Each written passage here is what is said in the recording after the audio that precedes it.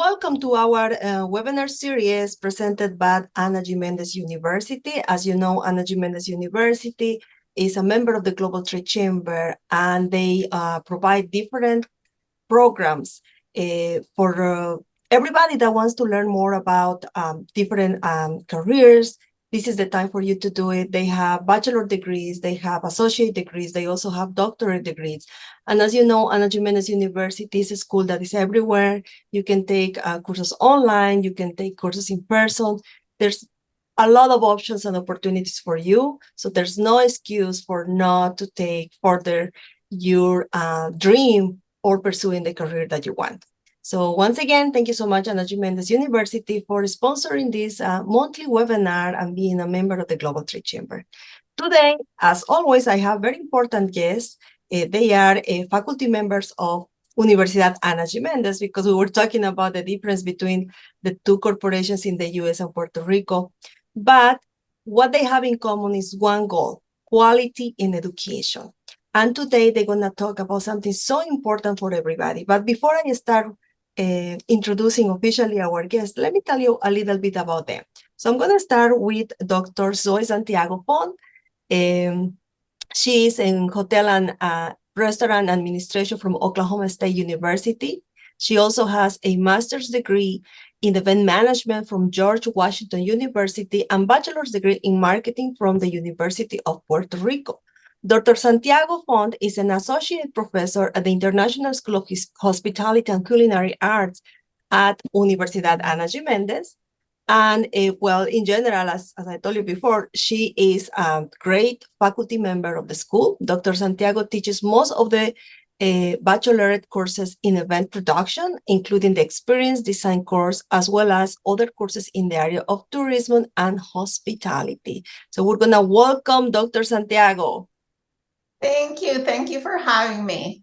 And also we have Professor Ramon Corrada, who's an assistant professor at the Jose A. Tony Santana International School of Hospitality and Culinary Arts at the Universidad Ana Jimenez, Recinto Carolina campus since 2011, one of the leading hospitality and culinary industry schools in the Caribbean.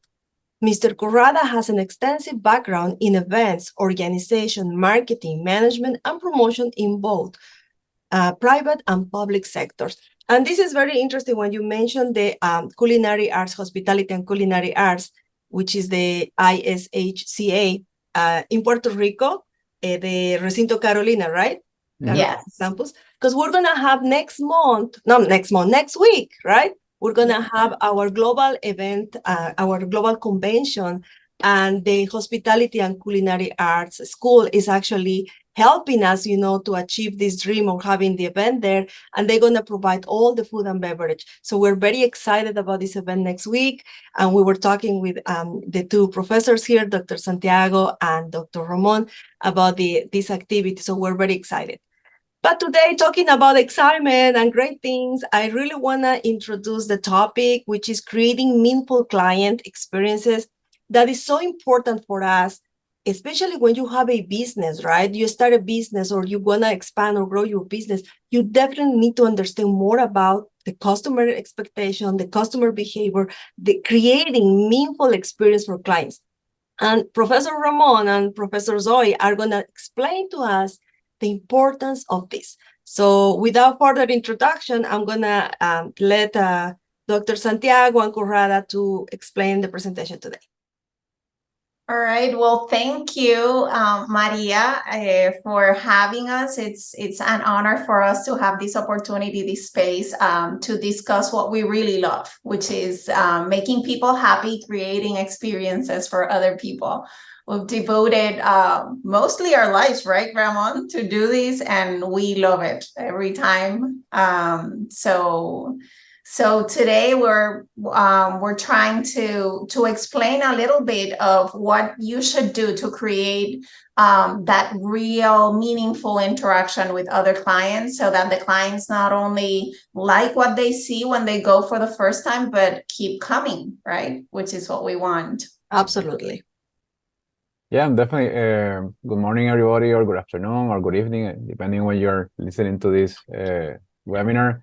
It's a honor to be here, and thank you, Maria, for your words. And we're looking forward to have you next week in Puerto Rico and have you taste all the awesome food and beverage that we get to taste every day in our school with our students and our faculty.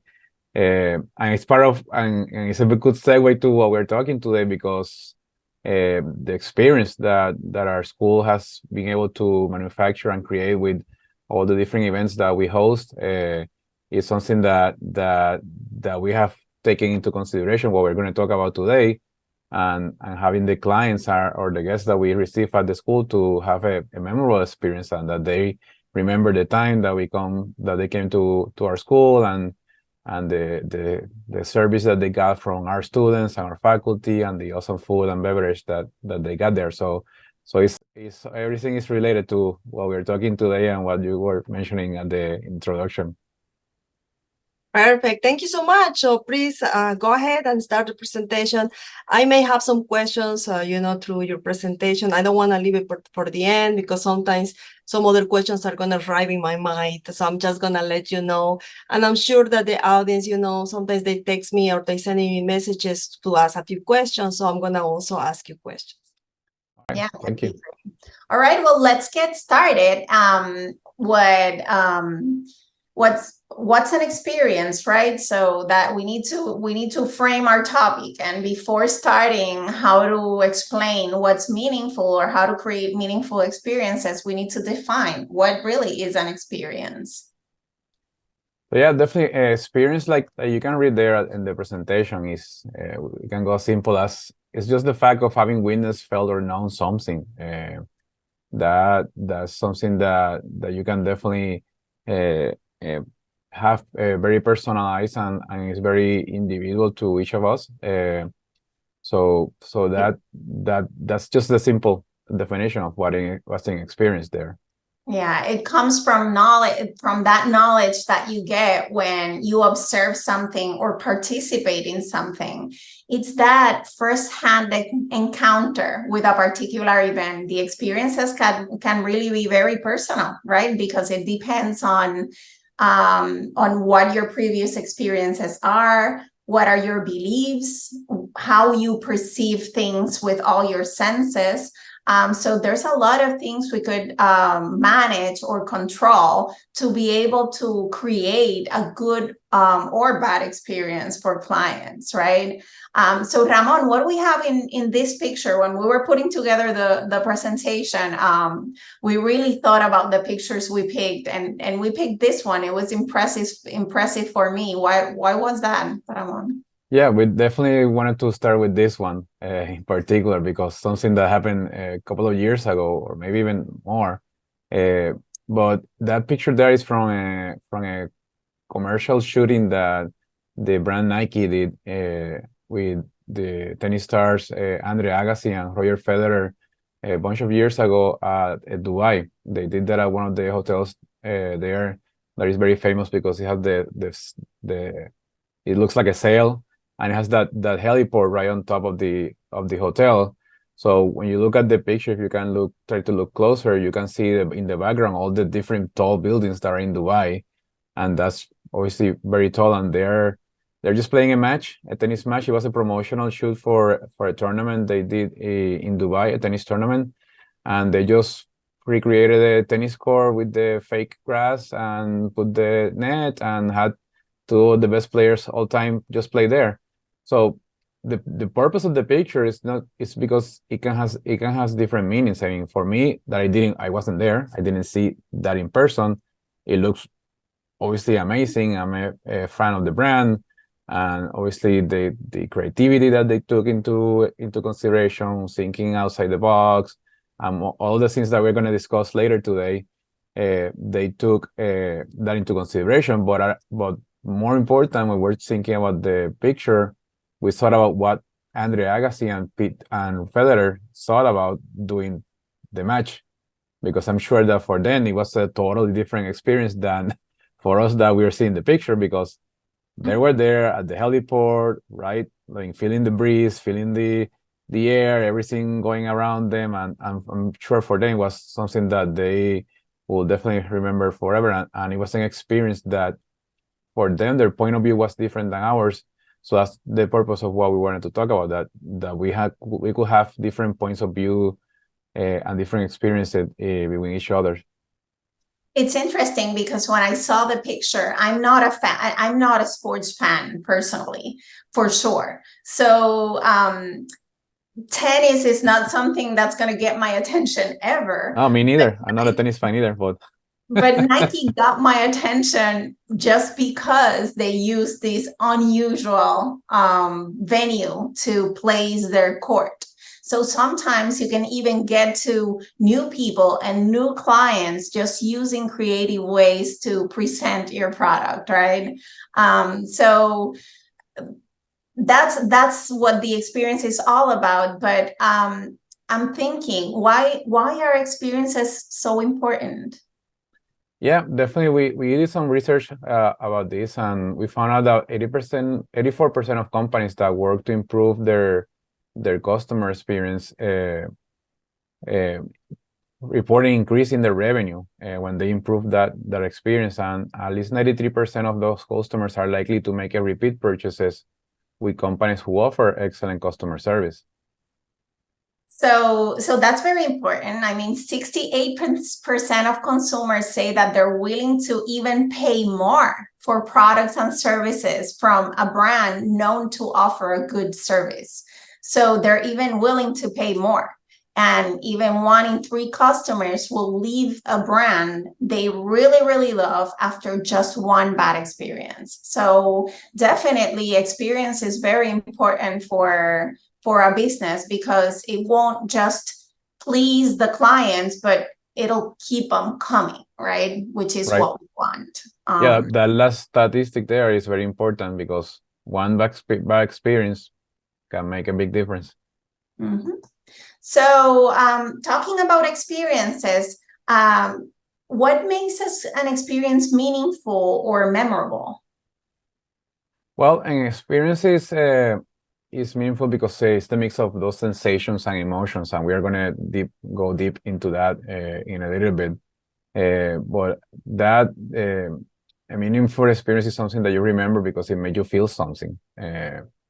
That obviously, either good or bad, it makes you feel something. But so that's why the key of being meaningful, that in order you want to make it be positive most of the time and not have a negative aspect, as you can see in the pictures there, right? So right. But as we'll discuss further, sometimes you can't control things that happen, and sometimes, you know, the experience turns bad, but there's way to get a bad situation, turn that bad situation into a good experience as well, and we'll discuss that further.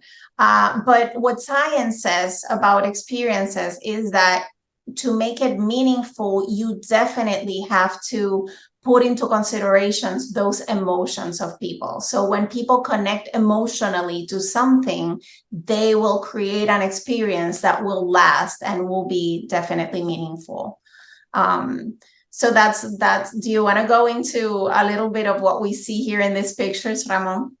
yeah, definitely. As we go along in the presentation, you're gonna see some pictures that we handpicked for this purpose, to showcase some of the good examples that we have seen, and different areas of how those settings help you with the experience. Like that, I like the particular one in the bottom there. That obviously you have to look closer because you can almost barely see it, because there's a basketball court, a full basketball court inside like what looks like a theater, and that's actually a Radio City Music Hall in New York City, and that's an NBA game that they did at that theater, which is normally a place for concerts or video awards or plays or Broadway shows. And the NBA had the All-Star game a few years ago in New York City, and they decided to go outside the box and change the venue and make something memorable for fans, and tap into everything else that is going on in New York City. Obviously, New York is a huge city, and there's many things going there. So music, play, Broadway shows are something important for the city, and so they decided to tap into that and create this experience of having a game at one of the most iconic venues in New York. And I'm pretty sure they got a lot of new clients, maybe just because they did it in that unusual venue. Exactly. So sometimes the venue is one of the ways you can use to deliver a good experience. Just controlling all those little things that are outside that can really make a difference for someone. But let's go into our next slide, which takes us into how is it that we create those memorable experiences. Yep, definitely we have to do there's some key things that we definitely need to focus on. I think the first one is one of the most important parts, is just defining understanding who's your client, understanding who are they, and understanding also what are you exactly gonna provide them. So it's important to study your customers, to study your competition, to study your surroundings, and learn who exactly are you focusing on, and who's your target market. That's something very important, because as soon as you define that and you have a clear picture of who is going to be your customer, your main customer that is going to help to move your business, then you define what exactly are you going to promote to them or provide them.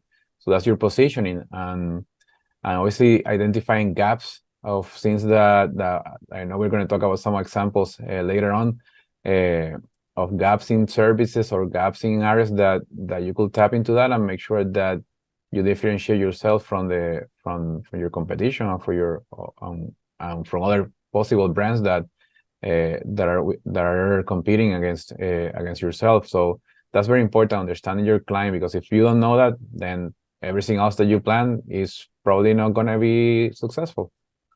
Right. I mean, if I know what you want and I can give it to you, then I have the winning formula, right? And it's important to understand that each group is different, and there's a client for everything. Really, pretty much. I mean, we're so diverse that there's a client for everything. If you really focus on a particular market, on a particular group of people, and you take care of those people and deliver to them, you'll always have a good successful business. So we were talking yesterday, Ramon and I, and besides understanding that client and what they want, it's also important that we understand our products, what I can offer, which things I can change and I can control to make that experience a lot better. And one of the things that's important, and many times businesses don't focus on that, is to go through the whole customer journey mapping, right? Just thinking about what customers need to do to learn about my product, know about my product, buy it, get it, and then come back, right? And maybe perhaps talk about it too, and do the word of mouth, right? Because there's this place here in Puerto Rico that I absolutely love, and I love to go there. I love the food they cook, but when I get there, there's no parking and there's no public transportation close by. So it's always a hassle every time I have to, or I want to go. So every time I think about, I want to eat in this place because I love it, I really love the food, the next thing I think is, it's going to be a headache, just to get the parking lot. So thinking about that journey and trying to fill those little gaps, it's also important. So once you have that covered, then you go into really controlling those little facts that will make will get the emotion into the experience. And science says that there's 3 things that you should do to control that environment, right? And one of them is maximizing the happiness. Another one is using creativity to develop those products. And number 3, it's always plan for surprises. Always. So let's get started with the first one.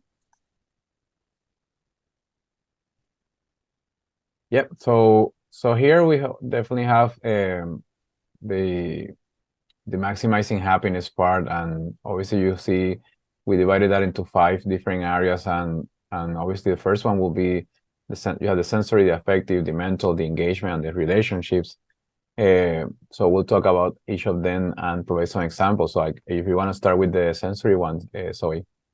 Right. So one of the things that cultivate people and that will change the experience, especially in these days where everyone is connected to social media and people want to take pictures and, just tell the world where they are, and they are so focused on aesthetics and things like that. The way the place looks is important. So, or the way the product looks is important. And here I'm talking about what you see, which could be packaging, or it could be the ambience of the place where I go and buy that product. So the decor, the music that I put in there, that sets the ambience. It's not the same to going to a place and listen to hard rock than going to a place and listening to classical music. It just puts you in a different mood, right? Even the smell, there's a lot of companies that invest in creating a particular scent for their brands. And I can think of Banana Republic. Every time I go into that store, it smells as Banana Republic. It's just that one scent, And so every time I can feel that scent, I immediately think of that particular brand. So those little things will definitely make a difference in the experience the person has when they has that first encounter with my product. Yeah, definitely. Obviously, if you go after the senses, then definitely the affection is very important too. That happiness, the surprise, the excitement, the love, the nostalgia, like you see there. And I like to think about that when you go to museums, and obviously they feel the nostalgia of things that you did and you love in the past. And it's funny for me because when we talk to students now, and we obviously are of a older generation, but wiser, and talk to students, and we talk to them about music instruments, and they talk about the iPod, and we talk about cassettes and CDs and DVDs, and they're like, what are you talking about? So, but those are things that sometimes bring back those memories, the nostalgia, and having those, and that's something that has been gotten used lately in many service providers and products. When you go to the retro and look about and the retro movement, and try to promote those things, because they're targeting to our audience, our age audience, and they're looking for that business, and that's something that definitely touches on people, that affection part. Right. You always want to connect with things that make you feel good, right? In that affective area, I always remember when you go to Paris and there's this bridge that has all those locks, and all the couples go there and they just lock their love there. It's something so simple, but it works. I mean, there's millions of locks in there with the names of different couples. They just go there and they're in love and they put the lock there. And a lot of people travel just to do that. I need to go to put a lock in Paris then. Right. There's one with my name around there somewhere. So the other thing is it's the mental part, right? And people like to know about things, understand different things, right? So I can have a coffee shop and just sell coffee, or I can tell people this coffee comes from this area, and this is how they grow the coffee, and this is the coffee plantation, and a little bit of explaining people and putting them in the mood of how this coffee came to life, that makes a difference for people, and it changes the experience. And that's a little bit of what Starbucks has done in the past, and they've been very successful with that, you know. And they tell you, well, these coffee is from Colombia and this other one is from Africa and so on, and people kind of like that. Right. No, definitely, and obviously we can go also into engagement part. That's something that is a very trendy word recently, having people being involved and interested or committed or having active participation, the connections and that dedication, and that's something very important for that products and services look for in all different areas of industries, because we are right now living in an era of everything is just now. I mean, we don't have time for tomorrow. We cannot be sitting still. I mean, we have the cell phones in our hands that we can get into, and if we are distracted, we go into the cell phone and find something to do. So having that, getting people engaged into a product or service is very key, because if you don't get that engagement quickly, then you might lose them, and you might go and they might not interest you, and the experience that they get is not necessarily a good one. Having, for example, picture opportunities or locations where you can go and take a picture, and even marking them the spot where the person with the camera should stand, so it takes a great picture, and then obviously you can share that into your social media and with your friends, and so that using those things are definitely important to keep people engaged in the experience or the journey that they're doing with your product or service. It also helps to spread the word about the brand, right? So when people Right. take pictures with your brand because you just set a nice spot on your store or on your restaurant or whatnot, they keep putting those on social media, and it's exponential. It gets to other people, and people ask about, oh, how do you get there? Or I like that place, I want to go. And you know, that's when the word of mouth comes to life, right? Mm-hmm. And that's important too, because it keeps people coming. Now, what will keep people coming for a second and a third time, or using your product a second or a third time, is not necessarily the things before, but the relationships that you make with them, right? So when people get to you, they want to be treated positively, you know. So once you have them there, you need to do something to provide the good experience they're expecting, right?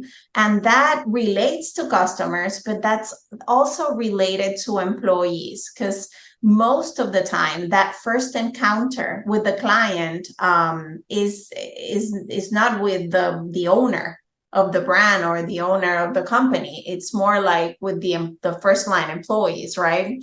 So having those employees empowered so that they could solve problems if those problems arise, having those employees happy, right? Knowing that you take care of them so that they can take care of your clients. That's very important too, because someone can come to you because they saw you in social media, or because they think it's going to be a nice experience because they've seen it, or there's an affective edge to it or a mental edge to it. But once they get there, they don't feel good. If you don't treat them well, then they won't come back, and that's useless, right? Right. So keep them coming. That loyalty, it's important, and these factors will help you create that loyalty. Yep. What else, Ramon? So let's go into the next one. Let's go into creativity. Use your creativity. That's something that definitely it's something that makes the little things that matter. And obviously, you can go as big and incredible like some of the pictures that we saw you before, or you can also see these pictures here that definitely can spark your curiosity and in terms of the experience. But the first thing, like we mentioned earlier, is you have to analyze your market and identify those gaps. This is when that comes into play here. That difference. What's that difference? That will definitely make you make you think about, I mean, what's the difference between you and your competitor and you and your service? What can you offer, do different? Like you can see here in the picture, the spa there, that if you have a location that has a great view or like a natural view, but even if you don't have a location that has a natural view, you can manufacture the location and have that difference that will make you be more creative. Although it doesn't need to be something complicated all the time, because not everyone has the budget to like create a new location. But it's making the best out of what you have. I tend to buy jewelry at this little shop here in Puerto Rico, and what makes a difference for me that they do is not necessarily the jewelry that I could find in other spots, the same things, but they have a nice packaging, you know, and I kind of like that because sometimes I buy things and they're gifts. So I kind of like the packaging and the way they present it. And it's so simple. It's just a little bag with a little bow. I mean, it's nothing expensive or complicated, but it makes a difference. You know, it's that little touch that they do and other people don't do.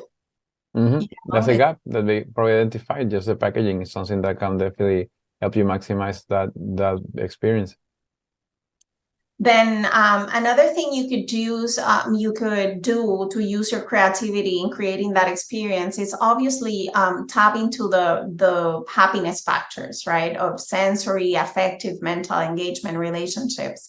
I was talking to Ramon yesterday that I love coffee. I'm like a super coffee fan. So I would go to different coffee shops and taste the new different coffees and stuff. And then there's these two young women, and they graduated with a degree in baking and pastry, and they wanted to have a pastry shop. But there's a million of pastry shops here in Puerto Rico. So what they did to make it different, they made it all pink, which is something so simple. They just painted the wall with pink. They decorated, everything is pink. And when you get there, you can have pink coffee or pink chocolate. And then all the pastry has some sort of pink frosting or, you know, something pink inside, you know. It's that theme that they picked, something so simple. And the minute they did that, the place was jammed packed. And people were getting there, taking pictures, posting on social media, recommending the place so much that other people kept coming, and they had to like open new pastry shops in different locations to be able to manage the demand. And there's a million pastry shops in Puerto Rico, like literally every corner you have one with good coffee. What they did different, it was just to tap into that sensory happy factor, and people just kept coming, you know. I thought that was very creative. No, I agree with you. I think that not just that number point number 2 there, but I think they went also the first one identifying a gap that they could fill, because obviously the pink aspect is something that makes the difference between all the other different pastry and coffee shops. But also, I guess it goes with the third point there, the setting, the resources to create a unique and an authentic experience that is different just by adding the pink color into everything that they're doing. And that's something that definitely some businesses and some industries will probably have more easiness in terms of creating unique experience or authentic experience. And particularly that we are mostly in the hotels and events area, so we see that every day. That's something normal for us. That is basically required to have something unique and authentic in every single event that we do or participate in. But it doesn't have to be, like we mentioned before, it doesn't have to be something complicated. It could be like a pastry shop and they just decided to put pink. It could have been blue, it could have been red. Or another theme, whatever. Exactly. And if you discover that there's a lot of Harry Potter fans around your area, fix, decor everything in Harry Potter mode, and I don't know, create some drinks that are like themed, and people love themes. So the other thing, when you talk about uniqueness, especially in destinations, and when you cater to tourism, which is our industry here, what Ramon and I do, when people travel, they want to know what locals do. That uniqueness of the local population, it's very attractive. And sometimes, again, it's not something complicated to do. Here in Puerto Rico, we had these artists, and there's an issue here in Puerto Rico about transportation, that we don't have public transportation going into the center of the island. Puerto Rico, for those who don't know, it's a small island. You could just go around or across the island in a couple hours.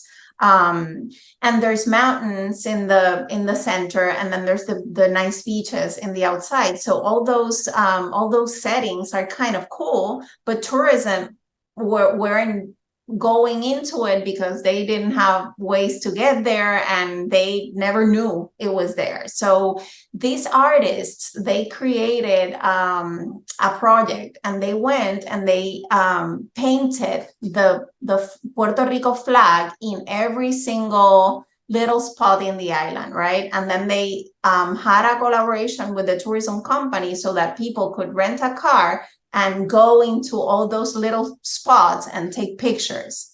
And only that, it's not that complicated, that created, a whole new client base of people that wanted to go outside the tourist area and visit these little spots.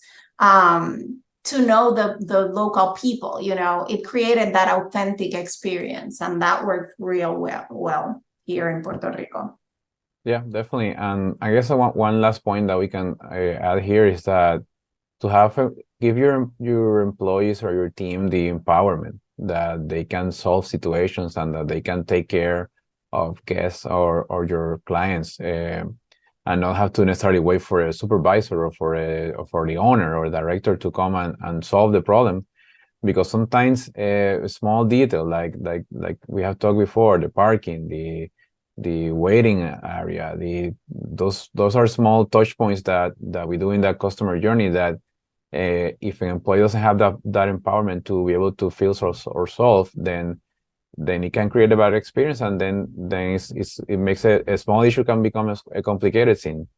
So giving your employees that, so I know Zoe has an amazing story about her friend with the Ritz Carlton. I will let her tell her briefly, because I think that's a great synonym of employee empowerment that if you can find. We always talk to our students about the culture, the organizational culture at Ritz Carlton and at Disney, because they're pretty ahead of the game, those two companies, in terms of customer service, and they empower their employees. They give employees a budget to resolve issues. So this friend of mine, she was getting married. She had a destination wedding. So when she was coming for her wedding, she was traveling with her wedding dress. And so when she got to the counter, the airline told her that the flight was full and that she couldn't take the dress with her, that they were going to check it. And she was a little anxious about it, obviously, because the wedding was the next day. And when they got over here, the airline somehow lost the dress. And so it was going to take some time to get her the dress back, because they didn't know where it was. And so that was a terrible, terrible experience she had just traveling. So before getting to the hotel, her experience was already ruined. But when she got to the hotel, the employee, the front desk employee who was there, he has a budget to resolve these issues. So he sees she's very upset and she's crying and she doesn't know what to do. He asks what's happening. She tells him, and he immediately says, don't worry about it. We'll get you a new dress. And he calls a bridal shop here in Puerto Rico, get 2 people from the hotel to take her to the shop, get her a dress, and she already had a dress. So the wedding was the next day. It was taking place at the Ritz-Carlton. So just that investment in that dress generated Ritz-Carlton a lot of money, because that girl, she's so grateful. Her Whatever. parents are so grateful. So everyone's super grateful. She was having a terrible experience, and that's how one employee empowered can turn a situation into an awesome situation. That was a great save. That was a great save, right? And she, to this day, she recommends Ritz-Carlton Puerto Rico to everyone. And it's sad that after the hurricane, the property closed, but she continues recommending the brand because she knows, they solve your problems. And that had nothing to do with Ritz-Carlton, the issue. But Exactly. still, taking the client and making her happy, that made a difference forever. That made it memorable or meaningful, right? Yep. And they did that because they can, because their employees are empowered to do that. I mean, and he could do it fast. The same happens in Disney, and I discuss this with my students all the time. When a kid goes, or a family goes, and they buy, for instance, an ice cream in Disney, and they give it to a kid, and the kid starts walking and the ice cream falls. The employees at Disney are empowered to serve another ice cream and give it to that kid immediately without asking anyone. Why? Because the ice cream costs 30 cents. But the happiness of that family and that kid, just because you solved their issue at the very minute it happened, that it's priceless. And they know that. So they empower their employees. They train them, to solve those little problems on the spot. And that makes the difference. And it's a way of solving situations on the spot and saving the experiences. Because sometimes you have a great product, but you can't control little things that will happen, Yep, definitely. We haven't talked about compelling stories, Ramon. How about that? Oh, we did mention obviously the maps in Puerto Rico, the flags in Puerto Rico, and how that project that they did in every town, it was very important. So I think we can go into the next slide that we have here, because that's something that when we're doing the research, it was something very interesting to me. Yeah.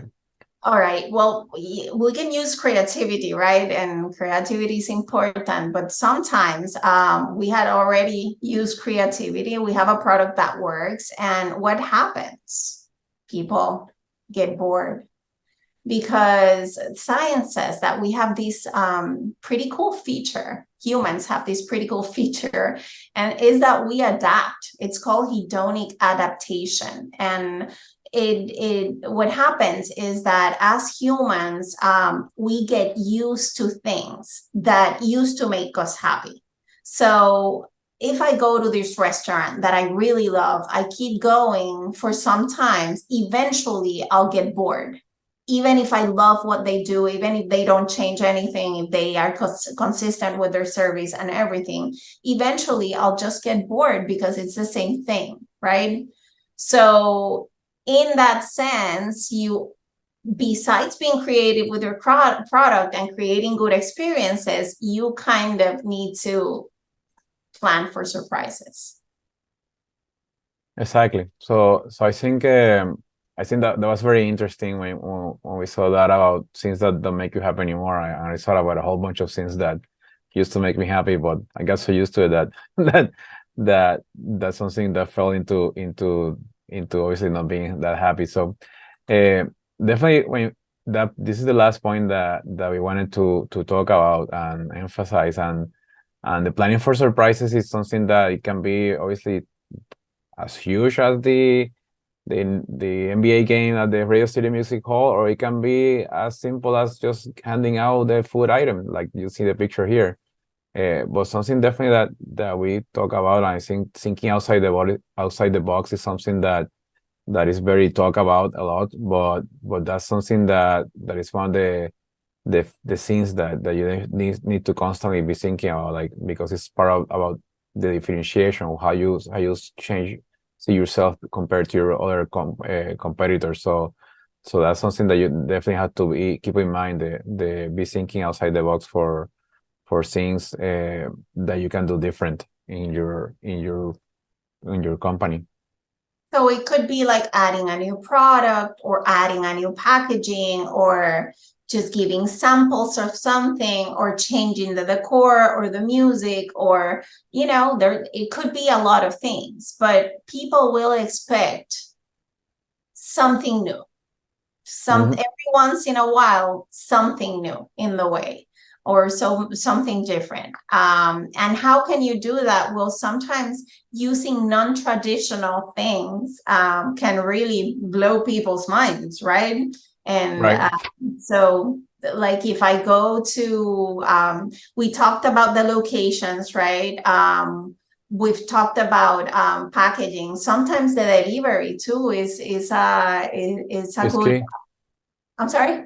No, so the face is key. Sometimes the delivery, like you Right, the mentioned. delivery is key. I mean, how cool if I can order something and get it the next day in the front of my house. We were talking, Ramon and I yesterday, that trend in social media where people want to do the unboxing. Ramon does this all the time. Ramon, don't you? Right. Yeah. Definitely something is part of the experience. And so getting a nice box that when you open it has a nice layout inside and the products are laid out nicely, maybe with little packages and, you know, a thank you note or something that makes a difference. Right. People love it.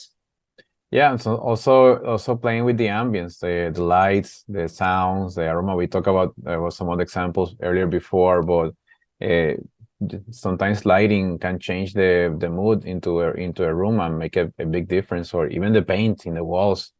It's something that definitely can help for that surprise factor.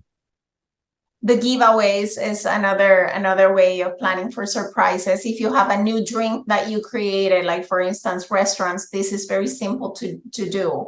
And I've seen it and it works. You know, you create a new drink, it's something nice, and then you give a little bit of it to people so that they can taste just a little bit. And if they like it, they can order it. That sometimes make a difference too. And it's something people don't expect. So it's kind of a way of taking the experience to the next level. And that definitely could be a nice touch, right? Yep. And it's not hard to do. And that last one there, personalize the client experience. I mean, that's something that is super important, the personalization part. And we have some statistics about like 80% of the customers says they're more likely to do business with a company if it offers personal experience, and 90% of customers are willing to spend more when companies provide personalized customer service. And I had an example from this summer. I went to the Hershey factory in Pennsylvania, and normally the regular tour that they offer is free. You don't have to pay anything, but they had a personalization component of being able to create. I'm a big fan of chocolate. That's a disclaimer. So they had an experience that you could create your own chocolate bar with your name, and you can design the wrapping in the tin can, and obviously more importantly, you can put the ingredients that you wanted inside the chocolate bar. So it's very fully customized to you, obviously taking in consideration if you have allergies and things like that, and you dress as a chef. They provide you with the gown, and you see the whole process of the bar being created and the chocolate, pouring of the chocolate, going through the oven. So it's something that it takes maybe 15-20 minutes, but it's definitely priceless. I mean, obviously, and tasteless, and the taste is really awesome, the chocolate. but it's that personalization because it was my name, it was my the ingredients that I wanted. So I was definitely more inclined to keep buying more Hershey chocolate bars after that part. And it creates engagement too, because Obviously. you're actually hands-on trying to make your own chocolate, which is and put it on my social media too. Right. I'm very impressed with all the tips and the things that a company should be implementing, to just create an additional experience. And well, all of us are, professors. We're teaching in different levels of university or college, etc. But our strength, I believe, is marketing and customer service. So what I think is that based on everything that you just talk about, one of the most relevant messages here is the experience and the perception. So no matter what you have as a company, if you provide a service or you sell a product, what it really is about is the experience and the perception that the customer is going to have about your service and your product. And I believe that is so important that a lot of companies, in the process, they forget about that, the experience, the perception, the communication with the customer. They just focus on selling and making money. So that's one of the problems that I see every day with a small business. They need to understand that if the customer is happy, they're gonna keep doing business, and they're gonna, even if we make mistakes as a company, they're gonna say, okay, don't worry, let's try to work it out. And because they are happy, they feel like a family. And that's one of the things that I believe is important in any type of company, if you provide a service or if you provide a product. But from the moment that the customer feels that you are just selling something to this person, they're not gonna do it again, because they really wanna feel, we are living in a competitive market right now. A lot of competitors, a lot of companies are doing the same. So what is going to make you different? So for everybody that is looking this amazing webinar today, think about ideas. All the beautiful tips that our speakers presented today. But what about in your specific industry? Maybe you have other ideas that you can bring and implement in your business. And it's not necessarily, very expensive. You can do something that is economic, but that's gonna be worth it for you, because people is gonna say, I want to really keep doing it. One of the things that to finalize, I would love to keep asking you questions, but we're running out of time. I just want to say something here that as a chamber, we do events, and we always try to do the best to produce the events. We always try to organize, everything, think about details. But when we do events, and you are in the hospitality, so you understand, not everything is going to be perfect. Something is going to probably, last minute change, or this or that, or somebody's going to be complaining. I think the point is see how we can deal with the situation, deal with the complaints, and try to compensate the customer with something else. So that's the idea. And I believe so far this strategy has been working with us, and our members, are repeated members, and they keep participating and supporting us. And I'm very proud to say that. I'm happy as well. So I want to thank you, Dr. Santiago, Dr. Corrada, for your amazing participation. I think this is just the beginning. We should organize another webinar where you can keep sharing more things about customer experience. Maybe you can also teach us more strategies for entrepreneurs that are emphasizing services, for example. Maybe you can help us with that. Our members are going to be very happy to hear more ideas from you. Sure, we would be honored to do that, and we hope that we have been able to give you some good tips, and that you could take some of the things we've discussed here and apply it to your particular companies or products. Yeah, you definitely did. Actually, I was writing down ideas. I love it. I was writing down the tips that you mentioned. I like the concept of pink. People sometimes just get excited about themes, and I definitely like several of the things that you said. Final thoughts or words, Professor Corrada? Yeah, definitely.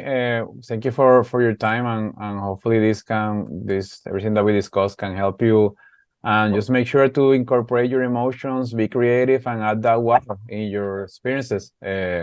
that's definitely gonna be very important and help you be successful in your company. Absolutely. And one of the most important things that both of them mentioned at the very beginning of the presentation is be happy.